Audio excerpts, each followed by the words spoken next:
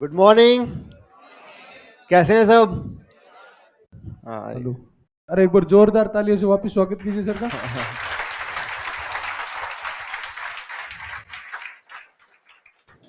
ठान लिया आरएस बनने का? अच्छा, चलो। आरएस वही है, एसडीएम, राजस्थान एडमिनिस्ट्रेटिव सर्विसेज में ही पोस्ट है एसडीएम। तो तैयारी करेंगे तो टॉप 10 में आएंगे, और टॉप 10 में आएंगे तो आरएस एसडीएम ही बनेंगे। और आरपीएस कौन कौन बनना चाहता है जिसकी फर्स्ट प्रेफरेंस आरपीएस हो? अच्छा, गुड, अच्छा नंबर है। तो मेरा नाम है अशोक जोशी, और मेरी आरएस 2018 में रैंक 61 रही, और मुझे आरपीएस अलॉट हुआ। अभी आरपीए में ट्रेनिंग चल रही है। तो अब सर ने आपको बताया होगा कि किस तरह से अब आपको आगे की जर्नी स्टार्ट करनी है और कैसे आप अपने गोल को अचीव कर सकते हैं। तो मैं भी यही बताऊंगा कि जो यहाँ पे स्प्रिंग बोर्ड में मेरी ये जर्नी रही है, वो इसी तरह की रही जो आपके अब स्टार्ट होने वाली है। इसमें आपको ये है कि लगेगा एक टाइम कि यार थोड़ा टफ है, ये है, लेकिन उसके बाद जैसे ही आपका सिलेक्शन होगा और जैसे ही आप मतलब सोसाइटी में एक अलग स्टेटस गेन कर लेंगे, एक अलग आपका एक स्टेटस बन जाएगा कि लोग आपसे फोन कर रहे हैं, मिलने आ रहे हैं, तो वो एक जो अचीवमेंट है वो आपको एक अलग अलग अ, आपको स्टैंडर्ड पे, अलग आपको एक पोजीशन पे लेके चला जाएगा। इसलिए अब आपने ठान लिया है तो अब अभी से आप बस शुरुआत कर दें। ये आप शायद कब से आपकी स्टार्ट है क्लासेस? 26 से स्टार्ट हो जाएंगी। ओके, तो अभी स्टार्ट होगा तो इसका एक ड्यूरेशन है, 1 ईयर अराउंड लगता है आपको इसकी प्रिपरेशन में, क्योंकि आपको सारे जो कोर्सेज हैं, जो जो सब्जेक्ट्स हैं, वो सब आपको एक एज ए होल कंप्लीट करने होते हैं। तो उसके बाद ही जब आपको एक डीप नॉलेज हो जाएगी, उसके बाद बिल्कुल आप युद्ध में उतरने के लिए तैयार हो जाएंगे, ये मान लो आप। तो आपको सिलेबस तो पता ही होगा कि क्या सिलेबस है, क्या प्री का है, क्या मेंस का है, उसके बाद क्या इंटरव्यू का है। सर ने भी आपको पूरा गाइड किया होगा कि प्री का कैसे, क्या स्ट्रेटेजी रही, क्या नहीं। तो प्री में तो आपको मेनली मैं ज़्यादा मतलब सिलेबस पे नहीं करूँगा, हाँ, लेकिन उसके बाद की जो मेरी जर्नी रही मैं वो बता सकता हूँ, और उसके बाद जो अभी का है, मतलब एक सिलेक्शन के बाद जो लाइफ है वो कैसी है उसके बारे में बताऊंगा। आरपीए की जो ट्रेनिंग है, मतलब जैसे यहाँ पे जो आपको अभी प्रिपरेशन में जो आपको प्रॉब्लम्स आएंगी, जो डिफिकल्टीज आएंगी, उसके बाद सिलेक्शन के बाद भी ये मान लो आप कि लर्निंग कभी भी खत्म नहीं होती है, लर्निंग आपकी चलती रहेगी। तो प्री में आपको मेनली जैसे यहाँ से जो भी सब्जेक्ट्स हैं आपके, हिस्ट्री है, ज्योग्राफी है, पॉलिटी है, उन सभी पे आपको फोकस करना है। एक मान लो आपकी जैसे अपने हिस्ट्री है, तो हिस्ट्री में अपने यहाँ के जो नोट्स हैं, नोट्स सफिशियंट है। आपको यहाँ पे डेली नोट्स बताएंगे, डेली उनको आपको रिवीजन करना है, रिवीजन के साथ साथ आपको उनको जैसे टेस्ट होंगे तो टेस्ट में आपको उनको परफॉर्म करना है। तो प्री का तो अपने यही है कि फैक्ट्स ज़्यादा से ज़्यादा लर्न करो, न्यूज़पेपर करंट के लिए, आईआर हो गया उसी में कवर हो जाएगा। और अपने जो यहाँ पे राजवीर सर हैं, दिलीप सर हैं, विजय शेखावत सर हैं, तो इन्होंने तो ये है कि आपको डेली उनके जो नोट्स हैं, उनके जो पॉइंट्स बता दिए हैं, वो आपको लर्न करने हैं। ठीक है। और उसके बाद मैथ्स, रीजनिंग हुआ, वो सब आपको प्रैक्टिस करनी है डेली। तो प्री का तो ये है कि आपको सिर्फ क्वालिफाई करना है। तो ये नहीं है कि प्री में हमको वो टॉप करना है, या एक प्री जस्ट क्वालिफाइंग, लेकिन साथ में आपको मेंस पर फोकस करना है। मेंस पे फोकस कैसे करना है कि आपको आंसर राइटिंग करनी है स्टार्टिंग से। आपको यहाँ पे क्या है कि वहाँ पे आप तो दिखेंगे नहीं, आपकी कॉपी दिखेगी, आपकी राइटिंग दिखेगी, आपका कंटेंट दिखेगा। तो आपको डे जैसे ही आपकी क्लासेस स्टार्ट होती हैं, जो भी सब्जेक्ट, जिस भी सब्जेक्ट से स्टार्ट होती हैं, उसके बाद आफ्टर 10 to 15 डेज आप आंसर राइटिंग की प्रैक्टिस करें और उसे चेक कराएं डेली। यहाँ पे फैकल्टी होती हैं, वो आपके चेक करेंगे, बताएंगे कि कहाँ पे क्या आपकी कमी है। तो ऐसा ही आप हर सब्जेक्ट में फॉलो करें। ठीक है। उसके बाद ये अभी जैसे आप बिल्कुल कुछ ग्रेजुएशन कर रहे होंगे, आई थिंक कितने हैं जो यहाँ पे ग्रेजुएशन कर रहे हैं अभी अपीयर? अच्छा, ऑलमोस्ट ग्रेजुएशन में ही है। थर्ड थर्ड ईयर में होंगे, आई थिंक थर्ड ईयर या सेकेंड ईयर में। कितने हैं जो थर्ड ईयर में हैं? ओके, चलो बहुत जल्दी आ गए हैं आप। अब जल्दी ही आप एसडीएम बन जाएंगे, ये देख लो। तो ये है, अभी आपके पास टाइम है, आराम से साथ साथ में प्रिपरेशन करें, फुल फोकस। मतलब वो सब जो आपके साइड, जो ये मान लो आपके जो टास्क हैं, उनको आप साइड कर दें और सिर्फ फुल फोकस इसी पे आपको रखना है। क्यों? सही कह रहा हूँ ना? तो फुल फोकस आपको इसी पे रखना है, जिससे आपको जल्दी से जल्दी आपको अचीवमेंट मिल जाएगा। तो ये है अब आपका फाउंडेशन कोर्स है, फाउंडेशन की क्लासेस हैं। तो आपको अब क्या करना है, एक 1 ईयर की आपकी स्ट्रेटेजी बना लेनी है कि 1 ईयर मुझे और कुछ नहीं करना है, सिर्फ यही करना है। और जो आपके जो सोशल इवेंट्स होते हैं, या किसी का बर्थडे हुआ, ये हुआ, वो हुआ, या किसी की फ्रेंड की उसमें जाना है, या वो सब मतलब कोई बहाना नहीं, अब सिर्फ पढ़ाई करनी है हमें, है ना। मेरा भी यही था कि घर वाले बोलते थे कि इधर चल, वहाँ चलते हैं, चलो थोड़ा छोड़ दो, आज पढ़ाई छोड़ दो।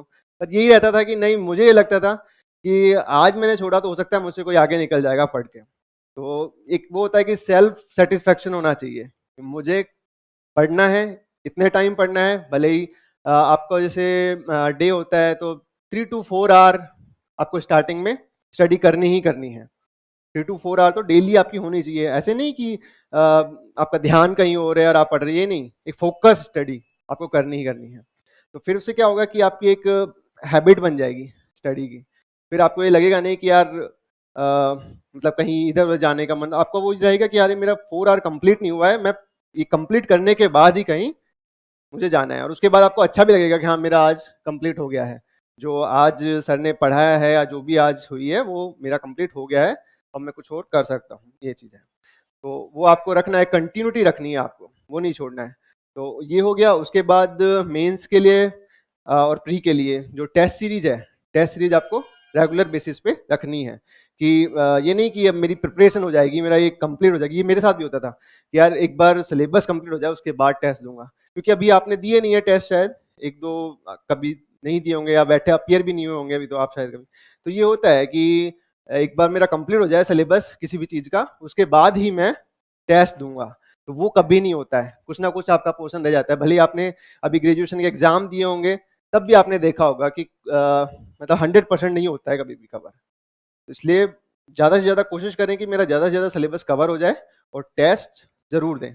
ये मैं आज डे 1 में कह रहा हूँ आपको, और आगे भी आपको ये याद रखना है कि हाँ टेस्ट तो मुझे देने ही है, उसी से आपकी पता चलेगी कहाँ प्रिपरेशन चल रही है। ठीक है। उसके बाद क्या आता है कि कई बार ये होता है कि हम प्रिपरेशन कर रहे हैं, लेकिन ये लगता है कि यार कुछ याद नहीं हो रहा है, कुछ याद नहीं रह रहा है। कई बार रैंक भी कम आ जाती है, डिमोटिवेट भी हो जाते हैं। तो वो नहीं होना है एक तो, क्योंकि मैं बता रहा हूँ, मैंने एग्जाम दिया था तो ये जरूर था, यहाँ पे रैंक अच्छी आती थी टेस्ट में, ये सब था, लेकिन ये लगता था कि यार क्या होगा क्या होगा। लेकिन उसको कभी भी मैंने एज ए वो नहीं लिया, स्ट्रेस नहीं लिया उसका, कि ये लगता था लास्ट में कि हाँ यार यहाँ पे अच्छी रैंक आती मतलब वहाँ मेरी आ ही जाएगी, और लास्ट में अच्छी रैंक ही आई। तो ये आपको रखना है। हाँ, यहाँ पे मेरी टॉप 10 में चलती थी रैंक। जैसे जो अभी तो क्या आपके जैसे फाउंडेशन के अलग से वो होंगे, जो टेस्ट पेपर्स होंगे वो अलग से होंगे। उसके बाद क्या होगा कि जब आपका सिलेबस कंप्लीट हो जाएगा, तो जब वैकेंसी आ जाती है तो मेंस मतलब प्री का तो हो ही जाएगा। प्री में भी यही होता है कि सब बैच, जितने भी बैच चलते हैं उनका कंबाइंड टेस्ट होता है। तो जब कंबाइंड टेस्ट होता है तो फिर उसमें अराउंड 3000 4000 स्टूडेंट टेस्ट देते हैं, उसमें आपकी फिर रैंक आती है। एक जो बैच होता है उसमें 500 600 अराउंड होते हैं। तो अब देख लो, आप 5000 में आपकी रैंक आ रही है टॉप 10 टॉप 50 में, तो ये मतलब आप डेफिनेटली आपके लास्ट में सिलेक्शन है। हाँ जी। हाँ हाँ, बिल्कुल। मतलब वही है कि आप पढ़ाई करो, आपका फर्स्ट फोकस होना चाहिए पढ़ने पे, रैंक तो अपने आप आ जाती है अच्छी, ये है। हाँ, तो तो डिमोटिवेशन नहीं करना है उसमें।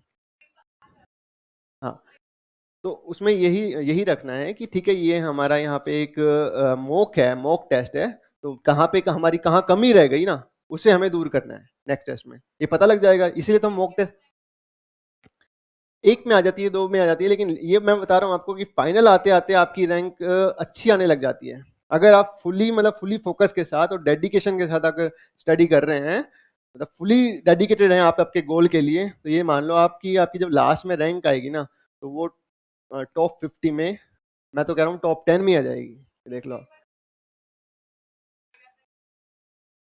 फ्रस्ट्रेशन आती है कई बार, लेकिन उसको ओवरकम करने के लिए आपको क्या करना है कि आपने पहले दिया है क्या, फर्स्ट फर्स्ट अटेम्प्ट ही है आपका, तो उसमें क्या होता है कि जैसे यहाँ पे रहोगे आपके ग्रुप बन जाएगा, तो ग्रुप में क्या होता है कि आप डिस्कशन भी करते हैं, आपस में क्या करते हैं, जो टेस्ट पेपर्स होते हैं उसको भी डिस्कस करते हैं, क्वेश्चंस डिस्कस करते हैं। फिर क्या होता है, जो प्रॉब्लम्स हैं कि मेरा ऐसा हो रहा है, मुझे ये प्रॉब्लम है, तो वो फिर उसके बाद क्या है, एट लास्ट आप दिलीप सर से भी बात कर सकते हैं। वो बहुत अच्छे से आपको, जब भी कभी ऐसा होता था कि आप डिमोटिवेटेड हैं, आपको फील हो रहा है कि कुछ मतलब कुछ स्ट्रेस हो रहा है, तो आप जाके वो बताते हैं, मतलब उनकी जो जर्नी शायद आपको भी बताई होगी उन्होंने कि किस तरह से वो बाड़मेर से चले और कैसे यहाँ तक आए, तो बताया होगा पूरा जर्नी। तो फिर वो आप देखो कि वैसे तो बिल्कुल मतलब उस तरह के तो अपने नहीं है ना, हम तो बहुत अच्छे लेवल पे हैं यहाँ पे, तो हमें क्या प्रॉब्लम है।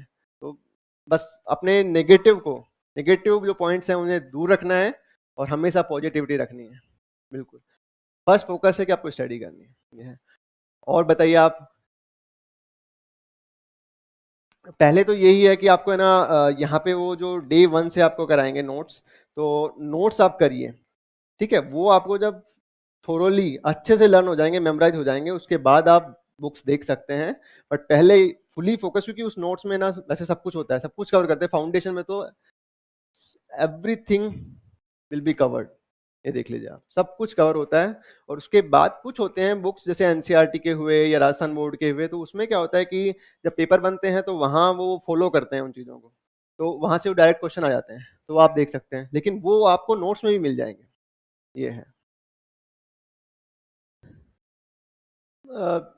सर भी बता देते हैं, जो यहाँ पे सर आते हैं वो नोट्स लिखाते हैं, उसके बाद बताते भी हैं कि हाँ ये राजस्थान बोर्ड्स की ये बुक्स हैं और ये आप फॉलो, मतलब आपको करनी ही करनी है ये वाली फॉलो, ये चीज़ें। हाँ, मैंने किया था। बुक से अलग से, जैसे अपने जो नोट्स हैं उस नोट्स में ही कुछ जो पॉइंट्स थे वो मैंने उसमें नोट डाउन कर लिया था, ये है।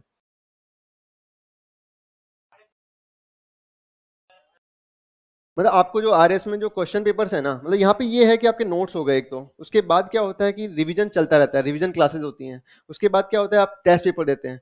तो आप जब सबको एक साथ रखेंगे ना, नोट्स को, टेस्ट पेपर्स को, तो ये देख लो आप, चाहे लास्ट ईयर्स के मिला लेना आप क्वेश्चन पेपर्स, कि जो लास्ट ईयर क्वेश्चंस आए थे ना, वो आपको नोट्स में से या टेस्ट सीरीज में से मतलब आपको मिल जाएंगे वो। मैं ये नहीं कह रहा कि 100%, लेकिन हाँ, आपको जितने में आपको ये है ना कि टॉप 10 टॉप 50 रैंक लानी है, उतने आपका मटेरियल मिल जाएगा, ये है। उसके बाद जैसे ग्रामर है, तो ग्रामर में आपको खुद को, जैसे जो फोर्थ पेपर है मेंस का, उसमें आपको ज़्यादा से ज़्यादा प्रैक्टिस करनी है। उसमें रिटर्न वर्क ज़्यादा है, वो यहाँ कराते हैं, लेकिन उसके बाद ये है कि एक गाइड आपको दे दिया उस वाले में, उसके बाद जब जितना आप प्रैक्टिस करेंगे उतने ही प्रैक्टिस से आपका इम्प्रूवमेंट होगा और आपकी जो राइटिंग स्किल्स है वो उतनी अच्छी होगी, ये है। तो वो ज़्यादा मैटर करता है उसमें। मेरा मीडियम, मेरा हिंदी मीडियम था। हाँ जी। मीडियम का वैसे इसमें इतना है नहीं रोल, आप अच्छे से करेंगे, अच्छे से आपकी राइटिंग स्किल अच्छी होगी, आपको अच्छे मार्क्स मिलेंगे, ये है। हाँ जी।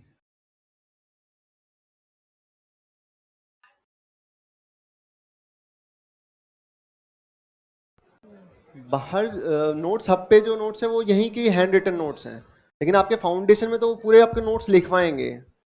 तो हाँ, जो जो आपके हैंड रिटन होंगे, मतलब क्या होता है कि आप जैसे क्लास में आप नोट्स लिख रहे हैं, मैंने ये देखा है कि आप जैसे नोट्स ले लिए मैंने किसी के और मैं वो पढ़ रहा हूँ, तो एक कनेक्टिविटी नहीं बैठती है। जैसे क्लास में आपने क्लासेस लिए हैं और साथ में आपने नोट्स खुद ने लिखे हैं अपनी हैंड राइटिंग में, तो जैसे ही आप उसको नेक्स्ट टाइम या जब भी रिवाइज करेंगे, तो आपको कनेक्टिविटी होगी आपकी कि क्लास में सर ने ये बताया था यहाँ पे, इसलिए ये ऐसे है। और नोट्स आप सीधे पढ़ते हो तो उसमें आपकी कनेक्टिविटी नहीं बैठती, बस आप पढ़ के उसको निकल जाते हो, आगे बढ़ जाते हो, तो वो लॉन्ग टाइम जो मेमोरी होती है ना, वो क्रिएट नहीं होती आपकी, ये है। हाँ, वो सेम ही होगा, कंटेंट तो बिल्कुल सेम ही रहता है, उसमें कुछ ऐसा अलग होता नहीं है। हाँ। सर जैसे अपने इंटरव्यू होता है सर, आपने जैसे इंटरव्यू दिया, हमारे में से आधे बच्चों में से ज़्यादा कोई ना मतलब स्ट्रेस रहता है सर इंटरव्यू के अंदर से, कैसे क्वेश्चन पूछे जाते हैं और कैसे क्या वो रहती है मतलब। अरे अभी तो अब जर्नी स्टार्ट हुई है, अभी तो आपने ग्रेजुएशन किया है, मतलब ग्रेजुएशन भी कंप्लीट नहीं हुआ है, अभी तो प्री है, मेंस है। तो जैसे जैसे आप मतलब एक जैसे जैसे आपके स्टेज क्लियर होते जाएंगे ना, आप मान के देखो कि लगभग है ना 7 to 8 लाख फॉर्म फिल करते हैं, ठीक है। उसके बाद जो अपीयर होते हैं प्री में, वो 5 लाख अराउंड होते हैं जो अपीयर होते हैं, ठीक है। और उसमें से जब रिजल्ट आता है फाइनल, तो कितने होते हैं, 20,000 अराउंड होते हैं जो प्री क्लियर करते हैं, ठीक है। और उसके बाद मेंस होता है अपना, तो मेंस में जो फाइनल में निकलते हैं वो होते हैं 3,000 और 2,000 3,000 अराउंड होते हैं। शायद इतने ही होते हैं, ठीक है। और उसके बाद फिर जब इंटरव्यू कॉल हो गया, वो इतने का होता है 2000 कुछ का, तो तब वहां तक जाते जाते आप इतने रिफॉर्म हो जाते हैं कि इंटरव्यू के जो आप बता रहे हो ना कि इस तरह से स्ट्रेस होता है, वो रहता ही नहीं है। और उसके बाद वो इंटरव्यू की खैर बात की बात है, उसकी भी क्लासेस होती हैं, आपके मॉक इंटरव्यू होते हैं, मॉक इंटरव्यू में आप जाते हैं और फिर वही चीजें जो आप बता रहे हो जो वो सब आपके वहाँ पे क्लासेस में और मॉक इंटरव्यू में कम कर दी जाती हैं, जो भी स्ट्रेस होगा वो सब। जैसे सर अभी क्या है, जैसे अपने रिलेटिव्स है कुछ भी हो, मतलब फ्रेंड्स है, वो सब ऐसे ही बोलते हैं यार इंटरव्यू बहुत हार्ड आता है यार इंटरव्यू। जैसे अभी आईएएस का भी कुछ होता है तो सबसे पहले लोग आगे ये देते हैं यार इंटरव्यू भाई, जैसे क्वेश्चन आते हैं मतलब यूट्यूब के ऊपर भी दिखाते हैं भाई, ऐसे ऐसे क्वेश्चन पूछते हैं, तो आदमी की स्ट्रेस भी वैसे बनाती है, पता नहीं क्या है ये। नहीं नहीं नहीं, ऐसा नहीं है। इंटरव्यू इतना हार्ड नहीं होता। जब आप इतना पढ़ के निकल जाते हैं ना प्री मेंस और ये सब, तो फिर वो भी एक स्टेज है और ओनली 100 मार्क्स की है। वो आपकी रैंक डिसाइड करती है, सिलेक्शन तो आपका मेंस कराता है। मेंस जो आपका 800 मार्क्स का है वो ही आपका सिलेक्शन कराता है, और जितनी आप उसकी प्रैक्टिस करते हैं, प्री के तो कोई मार्क्स ऐड नहीं होते, प्री आपको सिर्फ क्वालिफाई करना होता है। मेंस जो है वही आपका सिलेक्शन डिसाइड करता है, और जो इंटरव्यू है वो ओनली रैंक डिसाइड करता है कि आप टॉप 10 में आएंगे या टॉप 50 में चले जाएंगे, बस इतना ही करता है। तो इसलिए इंटरव्यू की इतनी स्ट्रेस मत लो, आप मेंस पे, प्री पे और मेंस पे फोकस करो। ठीक सर है। और जैसे आरएस आरपीएससी के अंदर सर, जैसे आरएस करते हैं उसमें सर पोस्ट कौन सी मिलती है, जैसे आरपीएससी में एडिशनल एएसपी मिलती है वो ऐसे मैं कुछ। बता रहा हूँ आपको कि मेंस जब मतलब आप जैसे आप सिलेक्शन हो जाएगा, उसके बाद जैसे इंटरव्यू होगा उस टाइम फॉर्म फिल करते हैं, उसमें यहाँ पे सर क्लास लेते हैं और उसमें बता देते हैं कि ये पूछ। वैसे तो मैं बताऊँ आपको, मेनली तो आरएस होती है, एसडीएम, उसके बाद होता है आपका आरपीएस, आरपीएस में डिप्टी एसपी लगते हैं, उसके बाद आपकी चॉइस होती है, कुछ अकाउंट्स प्रेफर करते हैं, कुछ तहसीलदार प्रेफर करते हैं, फिर उसके बाद बीडीओ है, ऐसे करके बहुत सारी पोस्ट होती हैं। ठीक है, वो चीज़, वो बात की बात है।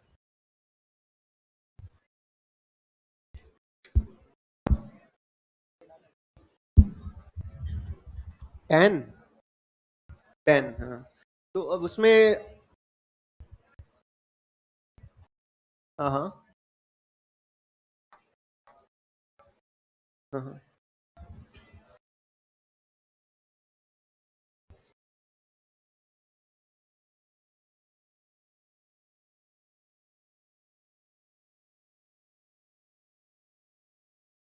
चलो मैं बताता हूँ इसका टेस्ट सीरीज का कि पेन का तो ये है कि जो आप लिखते आए हैं, जिससे आप जैसे यहाँ फाउंडेशन में लिख रहे हैं या पहले लिख के आए, आप चेक कर लो कि भाई बॉल पेन होता है और जेल पेन होता है, तो उसमें से जिसमें आपकी राइटिंग अच्छी आती है, जिसमें आपकी स्पीड अच्छी बनती है, वो आप यूज कर लो। ऐसा कुछ नहीं है पेन का। तो मैंने तो पायलट का V5 आता था, मैंने वो यूज किया था क्योंकि उससे थोड़ी स्पीड अच्छी बन गई थी मेरी, ये है ना। और रही मेंस की टेस्ट सीरीज की बात, तो मेंस का ये होता है कि आप आपने दे दिया मेंस का पेपर, तो वो विद इन 7 डेज जैसे ही नेक्स्ट पेपर होगा उससे पहले आपकी रैंक लग जाती है, चेक हो जाते हैं वो।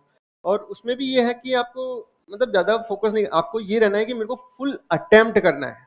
मतलब पेपर आपने पढ़ लिया, कंप्लीट कर लिया सिलेबस, उसके बाद ये है कि मेरा पूरा अटेम्प्ट होना चाहिए, जो मुझे आता है वो तो एटलीस्ट पूरा अटेम्प्ट होना चाहिए, जो नहीं आता है वो भी अटेम्प्ट करना है।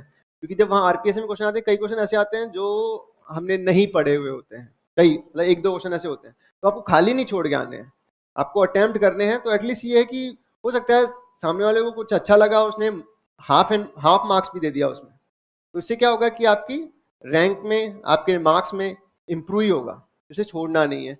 और रही बात, आपको बता रहे हैं कि चेक कैसे होती है कॉपी, तो चेक के लिए यहाँ पे पहले से स्टैंडर्ड रखते हैं कि जिन्होंने मेंस दिया होता है, मेंस क्वालिफाई किया होता है, वो ही कॉपी चेक करते हैं, तो वो उस अकॉर्डिंग चेक करते हैं। और बस आप ये देखिए कि एक आंसर की आती है, उसकी आंसर की से आप मैच कीजिए कि कहाँ कहाँ मेरे कौन कौन से फैक्ट रह गए, कौन कौन से पॉइंट होने चाहिए थे। जैसे एक क्वेश्चन होता है, उसमें 2-3 डायमेंशन होते हैं, आपको वो कवर करने होते हैं। मतलब हम देखते हैं कि एक क्वेश्चन हुआ जैसे, और उसमें हमने एक ही डायमेंशन कवर किया, 10 मार्क्स का है वो, तो उसमें 5 मार्क्स ही मिलेंगे आपको। अगर आपने दोनों कर दिए उसके कवर डायमेंशन, तो फिर आपको, अब फुल तो मिलते नहीं है, तो मैक्सिमम 7, 6, 7, 8 ऐसे मार्क्स मिल जाते हैं। इसलिए आपको दोनों ही, मतलब उसको क्या करना है कि उसका एक तो स्टैटिक पोर्शन होता है, जैसे एथिक्स अभी आपने पढ़ा नहीं है शायद, एथिक्स का या किसी का भी क्वेश्चन होता है, अभी स्टार्टिंग है आपकी, तो उसमें क्या होता है, एक तो आपको स्टैटिक, उसके बाद उसको करंट से जोड़ना है कि अभी जो करंट सिनेरियो है उसमें वो कितना रेलेवेंट है। तो दोनों से आपको उसको, एडमिनिस्ट्रेशन में उसकी क्या यूज है, तो उसको आपको ऐड करना है। प्लस जैसे ज्योग्राफी के क्वेश्चन है या हिस्ट्री के हुए, तो उसमें आपको मैप बनाने हैं, तो उससे आपका आंसर इम्प्रूव हो जाएगा। ये है। तो हाँ जी, मेरा ये सेकंड था, 16 में मेरा हुआ नहीं था और उसमें मेरा हो गया था। ये अराउंड मेरा 18 वाला जो एग्ज़ाम था वो ही, मतलब ये आरपीएससी में प्रोसेस थोड़ी लंबी रही हमारी कि मेंस हुआ, मेंस के बाद फिर मेंस का रिजल्ट आया, उसमें काफ़ी टाइम लग गया, फिर इंटरव्यू, ऐसे एटलीस्ट 3 ईयर लग गए इसमें प्रोसेस कंप्लीट होने में। ये था। Congratulation sir. तो आपको, हेलो सर। हाँ हेलो, सबसे पहले तो आपको आरएस बनने पर बहुत बहुत बधाई। Thank you. हाँ सर ऐसे बोल रहा हूँ कि एनसीईआरटी और आरबीएससी कितना ज़रूरी है, और आपने आरबीएससी फॉलो करी है एनसीईआरटी? मैं बता रहा हूँ, एक तो नोट्स मैंने पढ़े पहले तो, ठीक है, नोट्स अच्छे से रिवाइज कर लिए। उसके बाद क्या, क्योंकि नोट्स नहीं आपके कवर होंगे तो फिर आपको बुक समझ में नहीं आती, तो इसलिए उसके साथ साथ आप एक बार नोट्स कर लिए, नोट्स में जो जो कंटेंट है क्लासेस के साथ साथ। उसके बाद फिर आरबीएससी में आप ये देखिए कि मतलब कौन से टॉपिक इंपॉर्टेंट हैं वो आप वहां से टिक कर लीजिए, ठीक है। और वहां पे क्या, जैसे डायग्राम्स होते हैं वो अच्छे से होते हैं। यस। वो अब वैसे यहाँ नोट्स में भी कवर करने लगे हैं, लेकिन वहाँ पे कलरफुल होते हैं, थोड़ा अच्छा लगता है, तो वो आप वहाँ से देख लीजिए। तो क्या होता है जब वहाँ पे पेपर बनते हैं आरपीएससी में, तो आप देख लीजिए कि वो स्टैंडर्ड बुक फॉलो करेंगे, तो आपने जैसे वहाँ से रीडिंग करिए तो वो आपके डायरेक्ट क्लिक कर जाएंगे। नोट्स हमारे, समझ रहे हो, नोट्स हाँ थोड़ी, सर। हाँ, तो वो सीधे एक आपका ये है, एक माइंड मेमोरी बन जाती है डायग्राम की, तो वो आपके सीधे वहाँ से आपको क्लिक करेगा, तो आपका जो एक टाइम है वो टाइम कम हो जाएगा। तो इसलिए नोट्स में वैसे सब कुछ होगा, लेकिन आरबीएससी की बुक्स हैं, एनसीईआरटी की बुक्स हैं, तो एक स्टैंडर्ड बुक्स है। ठीक सर। हाँ, तो उसको धन्यवाद आप सर। वैसे फॉलो कर सकते हैं। हाँ हाँ,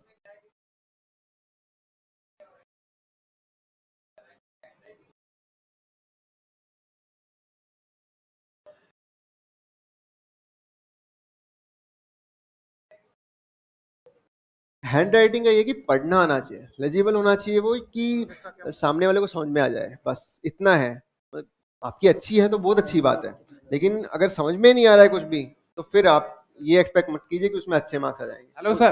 वो इतना होना चाहिए, 1 मिनट, वो इतना होना चाहिए कि आप वो पढ़ सके सामने वाला, ठीक है, आप जो कहना चाह रहे हैं वो समझ सके। हाँ, हेलो सर मैं ये पूछना चाह रहा हूँ कि मतलब इंग्लिश को कैसे करें, मतलब थोड़ा क्या है, हम हिंदी मीडियम से हैं तो इंग्लिश का हो नहीं पाता, तो उस वजह से।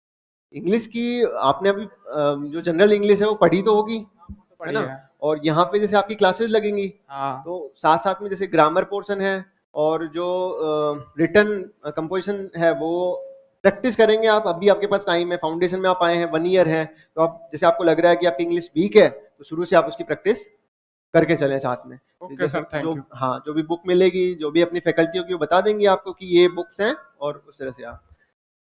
और किसी के क्वेश्चन है, फिर मैं अपना बताता हूँ आरपीए का।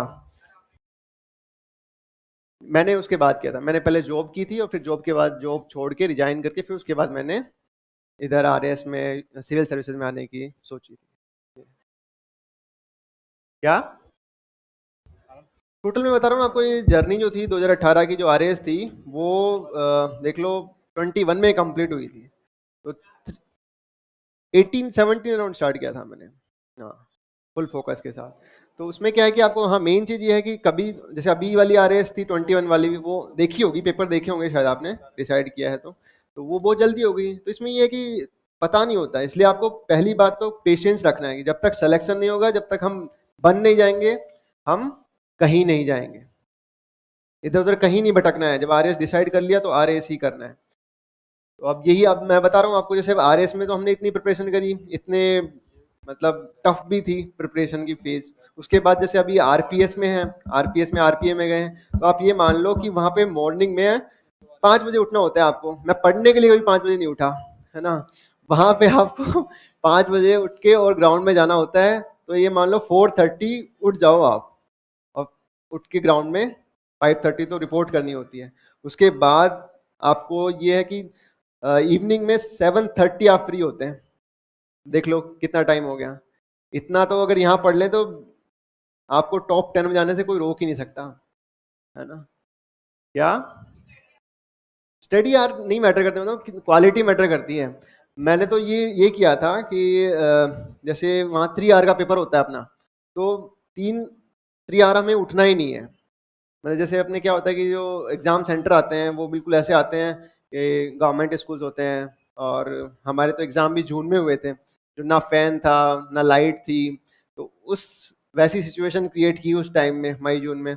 और 3 आवर का सेट किया, क्योंकि 2 पेपर होते हैं मेंस के, एक मॉर्निंग होता है, एक 2 to 5, मतलब ऐसे होता है ना, 10 to 1, 9 to 12 और 2 to 5, ऐसे 2 पेपर होते हैं एक दिन में। तो मैंने जो स्टडी स्टार्ट की थी अपने, यही किया था कि 3 आवर तो मुझे एटलीस्ट कंटिन्यू बैठना ही है, ये है।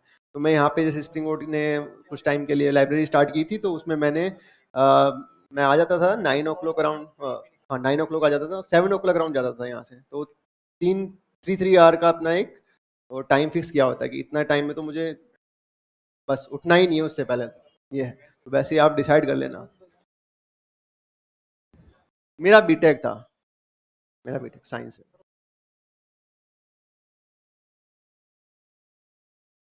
उसमें कमी यही रही थी कि मैंने टेस्ट सीरीज ज्वाइन की थी, और मैंने क्या कोचिंग नहीं की थी उस टाइम। तो क्या हुआ कि मैंने बुक से स्टडी की, तो लास्ट में रिवाइज नहीं हो पाया मुझसे। तो थोड़ा सा मतलब एक प्रिपरेशन हो गई थी कंप्लीट, उस टाइम भी अच्छी रैंक आती थी, लेकिन थोड़ा स्ट्रेस था।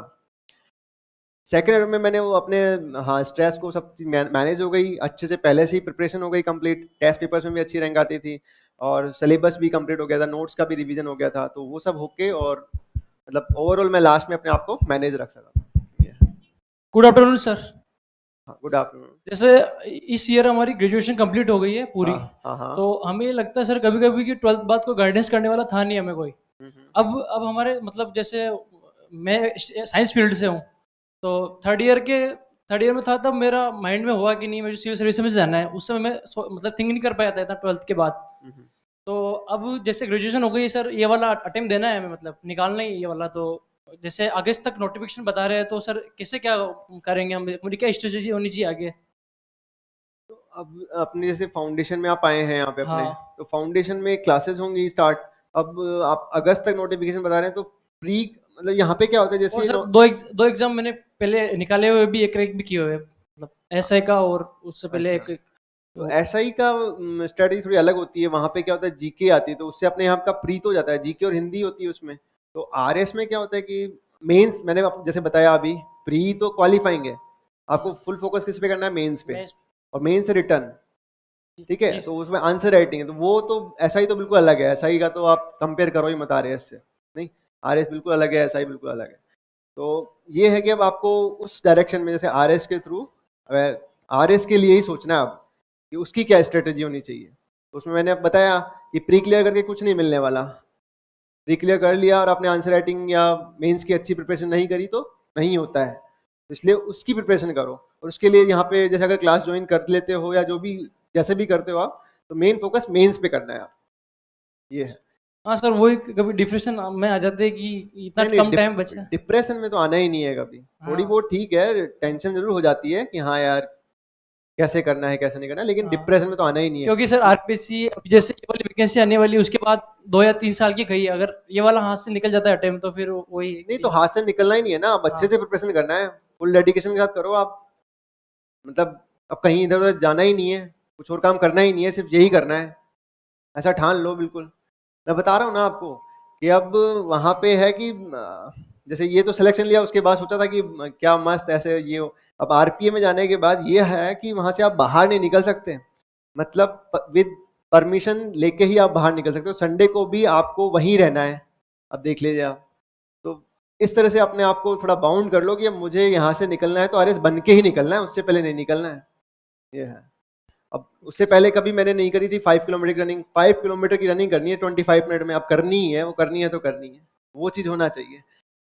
तो वो है। अब वहाँ पे जैसे अलग अलग इवेंट होते हैं हमारे, हॉर्स राइडिंग हो रही है, स्विमिंग हो रही है, स्विमिंग में आपको इतने टाइम में ये कवर करना है, तो वो करना ही है, क्योंकि ठीक है। सर कोई, इतने टाइम तो हमने प्री के हिसाब से ही तैयारी की थी ऑब्जेक्टिव की। हाँ हाँ, अब सारा कुछ मेंस में रिटर्न वगैरह प्रैक्टिस करना हो तो तो वो मैं वही तो कह रहा हूँ, पहले ये डिसाइड कर लो कि बनना है, मतलब बनने से पहले तो जाना ही नहीं है घर पे। ये तो कोई एक्सक्यूज तो देना ही नहीं है कि ये हो गया था इसलिए मेरा नहीं हुआ, ठीक है ना। तो बनना है तो मतलब बनना है, वो होना चाहिए attitude. Okay sir, thank you sir. Okay.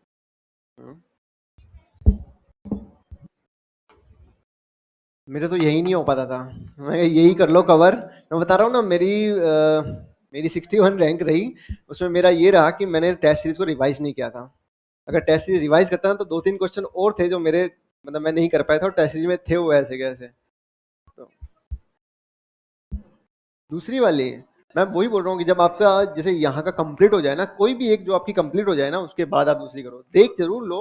मैं ये नहीं कह रहा कि आपको नहीं करनी चाहिए, क्योंकि मेरे को मेरी स्ट्रेंथ पता है कि मैं क्या दूसरी फोकस करूंगा, हो सकता है मैं इस पे अच्छे से ही कवर ना कर पाऊँ, तो मैं इसी पे ज्यादा कवर करता था कि एक तो कवर हो एटलीस्ट पहले। अगर आपका इतना टाइम मिल जाता है कि हाँ ये मेरा अच्छे से हो गई है कवर, तो फिर आप देख सकते हो, देखने में क्या जा रहा है। बहुत सारी टेस्ट सीरीज है, मतलब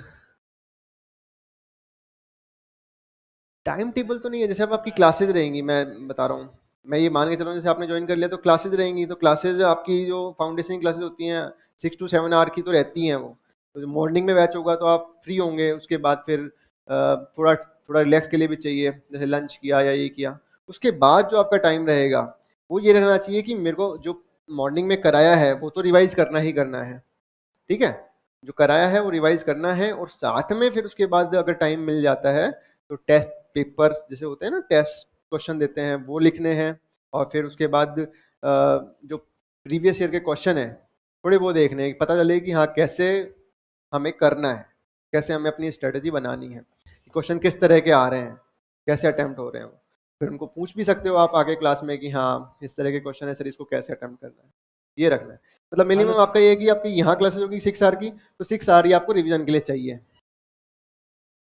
ये हेलो सर, नमस्ते सर। हाँ नमस्ते। सर मेरी एज सर 21 होने में सर अभी 8 महीने बच्चे रहा है, हाँ तो सर फॉर्म फिल कर सकते हैं कि नहीं कर सकते? फॉर्म तो फिल कर सकते हैं आप, ग्रेजुएशन में जैसे हो तो फॉर्म फिल कर सकते हो आप। फाइनल है। हाँ तो फॉर्म तो फिल कर सकते हो, फिर वो लास्ट में होता है इंटरव्यू से पहले या कौन सा ऐसा होता है कि आपको कंप्लीट हो जानी चाहिए आपकी। एज। हाँ तो फॉर्म फिल करने में तो कोई प्रॉब्लम नहीं है। चलो ठीक है। सॉरी क्या? मेरा तो यही रहता था कि सिलेबस कवर हो जाए, मतलब जब तक वो ये नींद नहीं आती थी ना, जब मैं ऐसे काउंट नहीं किया कभी, लेकिन ये रहता था कि हाँ जो है जो आज हुआ है वो कवर हो जाए मेरा, उसके बाद ही सोना है, ये चीज़ है। और लास्ट में ये हो गया जब कंप्लीट हो गया था सिलेबस, उसके बाद ये रहता था कि 3 आवर के 2 स्लॉट तो होने ही है एटलीस्ट। हाँ जैसे डेली के अपने वहाँ पे पेपर देंगे फाइनल में, तो 3 आवर बैठना है हमें, तो 3 आवर के डेली के 2 होने ही चाहिए। ये क्या? हाँ सेम ही होगा। तो यार ये आप आईएएस का सोचा है तो आईएएस की करो फिर, और फिर उसके बाद जैसे आरएस का होता है तो उसमें जो राजस्थान का कंटेंट है और कुछ अलग सब्जेक्ट हैं वो ऐड हो जाते हैं, लेकिन दोनों की तैयारी मतलब वैसे थोड़ा बहुत कंटेंट अलग है, तैयारी सेम है, आपको फोकस मेंस पे ही करना है, मेंस आंसर राइटिंग टेस्ट करना वही है, ये है। आफ्टर सिलेक्शन मैंने पहले बताया था कि एक तो आप बिल्कुल सोसाइटी में एक अलग वो स्टेटस गेन कर लेते हो, सब आपसे मिलते हैं, मिलने आते हैं, और मतलब लोगों का परसेप्शन चेंज हो जाता है कि इस तरह से। उसके बाद फिर आपको भी फील होने लगता है, जैसे आप ज्वाइन करते हो एज ए सर्विस के पार्ट बनते हो, तो आपको भी आपका कॉन्फिडेंस बहुत हाई हो जाता है, आपका कॉन्फिडेंस लेवल ऐसा लगता है कि बस मैं यही कर सकता हूँ, मैं ये मतलब उस तरह से वो चीज़ें हैं, तो वो आपको सिलेक्शन के बाद ही फील होगा। मतलब अभी आप सिर्फ सोच सकते हो उस चीज़ के बारे में कि हाँ यार मेरा सिलेक्शन लेना है, उसके बाद क्या रेपुटेशन रहेगी, क्या स्टेटस रहेगा, लेकिन वो सिलेक्शन के बाद ही आप एक्चुअल में फील कर सकते हो। तो उसको आप अभी से रख के चलो कि हाँ, क्योंकि आप देखते हो एक दिन में इस तरह से आपके फॉलोवर बढ़ते हैं और सब जानने लग जाते हैं आपको, है ना। फिर उसके बाद जैसे आप उन इंस्टीट्यूशन में जाते हो, जैसे मैं बता रहा हूँ आरपीए में हूँ मैं भी, राजस्थान पुलिस एकेडमी में, तो वहाँ जाना ही एक ऐसा लगता है कि फील प्राउड, फील ऑनर, वो चीज़ है। इसलिए उसको ध्यान में रख के करो कि हाँ बाद में फिर आपको सीधे एक जैसे अभी आपको इतनी नॉलेज नहीं होगी, फिर आपको एक सर्कल में लगा देते हैं, सीओ सर्कल में, तो मतलब वहाँ के सारे डिसीजन लेना वो सब आप पे आ जाते हैं, सारी रेस्पॉन्सिबिलिटी आप पे आ जाती है। वो सब बात की बातें हैं, बट ये है कि आपको उसके लिए पहले अच्छे से फोकस स्टडी करनी होगी, डेडिकेशन के साथ। नमस्ते सर। सर मुझे एक मिनट। ये जानना है कि आरपीएस बनने के बाद कैसी लाइफ होती है एंड कैसी लाइफस्टाइल हो जाती है और ड्यूटीज़ क्या होती हैं ऑफिसर की, और वो मतलब क्या क्या कर सकता है एक सोसाइटी के लिए, और जो करना चाहता है प्रिपरेशन के वक्त वो बाद में कैसे फुलफिलमेंट आता है उसके अंदर। आरपीएस का मैं आपको बता सकता हूँ कि जैसे आरपीएस की ट्रेनिंग है वो और सर्विसेज से काफ़ी लंबी है। एक तो 2 ईयर की कंप्लीट ट्रेनिंग है, 1 ईयर की तो इंस्टीट्यूशनल ट्रेनिंग है, 1 ईयर की फील्ड अटैचमेंट है। तो 1 ईयर की जो ट्रेनिंग है इंस्टीट्यूशनल, उसमें आप देखो कि जब जैसी आज तक कभी बाउंडेशन नहीं रही उस तरह की बाउंडेशन है कि आपको वहीं रहना है, उसी प्रीमिसेस में रहना है, और जब वहाँ की जो अथॉरिटी हैं वो आपको कॉल करें उस टाइम आपको प्रेजेंट हो जाना है उनके सामने। जैसे मैं बताऊँ, अभी last to last Sunday around eight night 3 o'clock roll call बोलते हैं उसे, कि आपकी प्रेजेंट एज ए प्रेजेंट जो बोलते हैं वो अटेंडेंस। तो 3 o'clock midnight in the night roll call हुआ, आपको जाके प्रेजेंट हो जाना है। अब देखिए ऐसी तो बाउंडेशन कभी नहीं होती, आप प्रिपरेशन कर रहे हो तब भी नहीं होती कि आपको 3 बजे रात को उठना है। तो ये देख लीजिए। उसके बाद आपको, आप सिक भी हैं तो भी आपको एट 5 जो हमारे मार्का लगता है सुबह उठ के जाते हैं आप, और जाके वहाँ पे एक मतलब ग्राउंड में आपको गैदर होना है, पालन होना है। तो वहाँ पे आपको जाना ही है, भले ही आप सिख हैं कुछ भी हैं, आपको वहाँ पे जाना है। तो इतनी बाउंडेशन यहाँ नहीं होती। आप सिख में आज तो यार थोड़ा सा चलो फीवर हो रहा है या कोल्ड कफ है, थोड़ा रेस्ट कर लेते हैं, लेकिन वहाँ ऐसा नहीं है। ठीक है। उसके बाद आपको 5 टू जो ड्रिल होती है उसमें आपको 5 kg की आपकी राइफल है उसको लेके आपको ड्रिल करनी है, भले ही आपको कितना ही पेन हो कुछ भी हो आपको करना है वो चीज़, है ना। तो 5 इन द मॉर्निंग एट 5 और इन द इवनिंग एट 7, मतलब 5 to 7 आपको ये डेली करना ही है। तो वैसे ही आप उसको यहाँ पे देख लीजिए कि यहाँ पे ऐसा होता था कि यार ठीक है आज मूड नहीं हो रहा तो नहीं पढ़े, लेकिन वहाँ बाउंडेशन है। तो वो बस ये है कि आपको उस तरह से उस सर्विस के लिए आपको ट्रेन कर रहे हैं वो, कि आपके पास एक्सक्यूज नहीं है, यू मस्ट बी डिसिप्लिन। तो 1 ईयर का तो ये कंप्लीट वो हो जाएगा। उसके बाद फील्ड अटैचमेंट होगा। फिर उसके बाद क्या होता है कि मेनली हमें जो डील करना होता है, एक तो सुपरविजन की जॉब है कि जो नीचे जो इंस्पेक्टर्स हैं, जो पुलिस स्टेशन हैं, इंस्पेक्टर्स हैं और सबऑर्डिनेट्स हैं, उनका सुपरविजन करना है कि वो कुछ ऐसे फॉल्टी नहीं कर रहे हैं, मतलब कुछ उनका जो जो भी डिसीजन है वो सही हो, रॉन्गफुल नहीं हो। ठीक है। और जस्टिस होना चाहिए। उसके बाद दूसरा क्या है कि कुछ केसेस होते हैं जो सीधे आरपीएस, जो डिप्टी एसपी होता है, सीओबी बोलते हैं उसे, सर्कल ऑफिसर, वो डील करता है। जैसे जो SC ST schedule caste schedule tribe जो वीकर सेक्शन है उससे रिलेटेड केस हैं, कुछ पॉक्सो के केसेस हैं, वो डायरेक्ट जिसमें ज़्यादा सेंसिटिविटी होती है, सेंसिटिव केस होते हैं, वो डील करता है। तो ये केस आपके पास डायरेक्ट आता है या फिर? कुछ केसेस डायरेक्ट होते हैं जिसमें वो इन्वेस्टिगेशन ऑफिसर होता है। और सर आपका ऑफिस किधर होता है जैसे कि? ऑफिस ये एक सर्कल होता है, सर्कल होता है और उसके अंडर में 5 to 6 पुलिस स्टेशन होते हैं। हाँ, हाँ। नहीं, जैसे SDM होता है ना, ऐसे सब डिविजनल पुलिस ऑफिसर होता है। सर नमस्ते। हेलो। हाँ, तहसील में तो तहसीलदार होता है। हाँ हाँ, 5 to 6 पुलिस स्टेशन होते हैं। हाँ वो सब।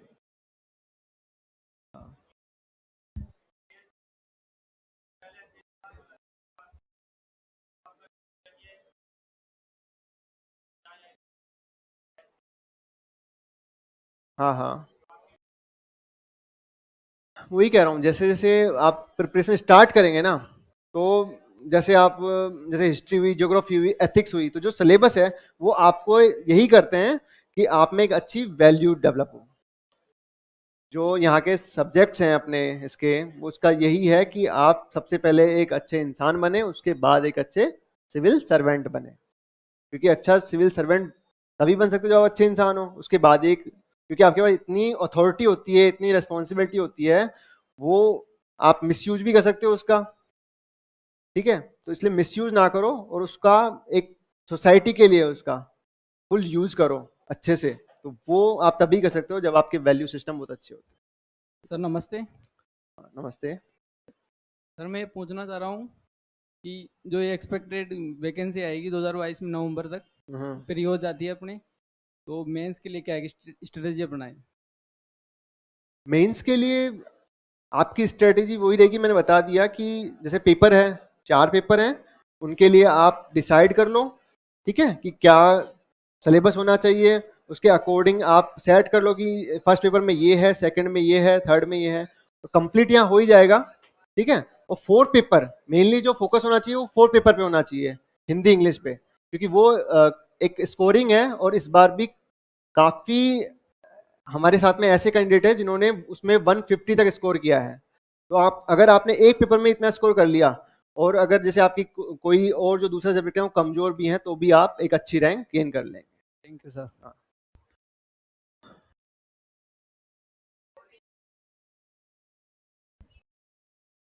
प्री में मैथ्स, हाँ मैथ्स आती है प्री में।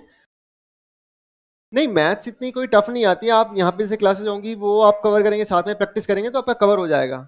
और मतलब ऐसा नहीं है कि सारे क्वेश्चन टफ आते हैं, कुछ क्वेश्चन टफ आते हैं, ये है। और वैसे भी कट ऑफ इतनी ज़्यादा जाती ही नहीं है। आप अगर कोई कुछ पोर्शन आपका वीक भी है तो आप अपने स्ट्रॉन्ग पोर्शन पे काम करो और उसे क्लियर करो, आपका हो जाता है क्लियर। बाद में लेकिन ये ध्यान रखो, जैसे सिलेक्शन हो जाएगा उसके बाद जब आप आरएएस या आरपीएस जो बनेंगे, उसके बाद आपके पास कितनी वो होगी, पावर होगी ना, तो उसको देख के आप जो यहाँ के जो छोटे मोटे हुए ना उनको आप भूल जाएंगे। तो इसलिए उस चीज को देखो आप एक बार, मतलब कुछ वीडियोज होते हैं अपने, कभी कभी जब डिमोटिवेट हो तो इस तरह के वीडियो देख लिए आपने, वो देख लिए तो आप मोटिवेट हो जाते हैं, ठीक है। तो वो चीज देख के और ध्यान में रख के फिर आप करो। आपका कोई क्वेश्चन था लास्ट में? हाँ क्या था? अभी आप 12th में हैं? अच्छा, ग्रेजुएशन में जैसे फाउंडेशन कोर्स होता है, फाउंडेशन कोर्स में कर सकते हैं आप साथ साथ में। तो 12th में क्या है सब्जेक्ट अभी? मैथ्स। हाँ तो अब वो तो खैर आप देखो, डिसाइड करो अपने हिसाब से, कोई सा भी हो स्ट्रीम कोई फर्क नहीं पड़ता, पढ़ना आपको सब पड़ता है। हाँ स्टार्ट अभी भी से कर सकते हो आप, ऐसा नहीं है, लेकिन कौन सी स्ट्रीम आप लेना चाहते हो वो आप डिसाइड करो कि मेरी कौन सी, मतलब मेरा चॉइस और इसमें इंटरेस्ट ज़्यादा है, वो सब पैरामीटर्स देखो और फिर डिसाइड। क्या? नहीं वो तो आपका ही गोल है कि आरएस बनना है, लेकिन कौन सी स्ट्रीम करनी है, साइंस लेना है, आर्ट्स लेना है, तो वो आप देखो कि आपको क्या लेना है ना।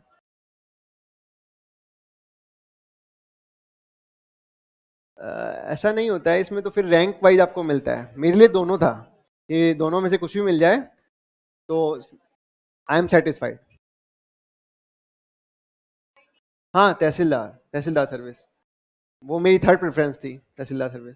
लेकिन ये था कि हाँ आरएस आरपीएस हुआ तो फिर मैं प्रिपरेशन नहीं करूंगा, अनसेटिस्फाइड, क्योंकि दोनों के थोड़े अलग हैं। आरएस के थोड़ा सोसाइटी के वीकर सेक्शन के लिए ज़्यादा होता है, आप डेवलपमेंट और वो सब, लेकिन इसके भी अलग चैलेंजेस है, इसमें ग्लैमर थोड़ा होता है आरपीएस में। और जैसे मेरी हॉबी जो थी, जैसे हॉर्स राइडिंग हुआ, स्विमिंग हुआ, शूटिंग हुआ, वो सब यहाँ पे आप परस्यू कर सकते हो। ये चीज़ मतलब ओवरऑल आपकी पर्सनैलिटी डेवलप होती है यहाँ पे। सर हेलो ठीक, सर। सैलरी बहुत है, अच्छी है आपकी, अच्छी बढ़िया लाइफ, आपको गाड़ी मिलेगी है ना, ड्राइवर मिलेगा आपको, एक गनमैन मिलेगा है ना, और अच्छा ये मान लो आप बंगला मिलेगा आपको, तो अच्छी है लाइफ, बहुत अच्छी है ये। हाँ हाँ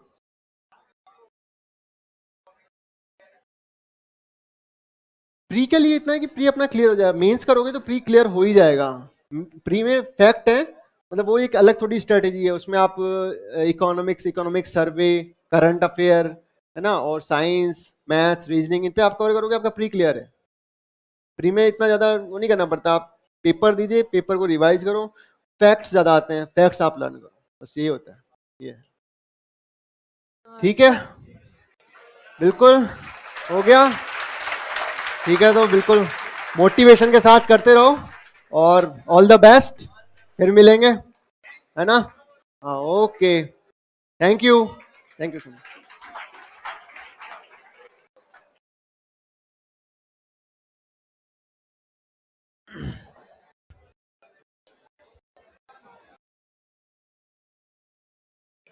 हो गया?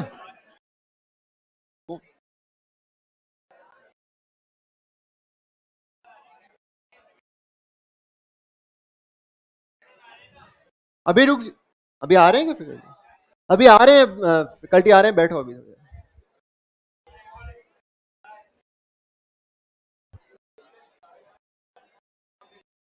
विनय चौधरी,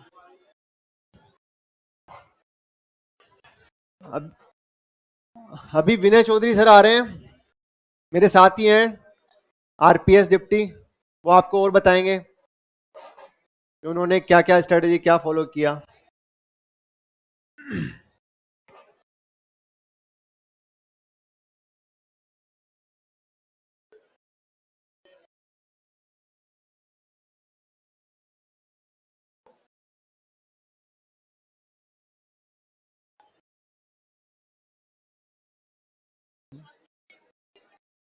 क्या? एनसीईआरटी, आरबीएस वही है।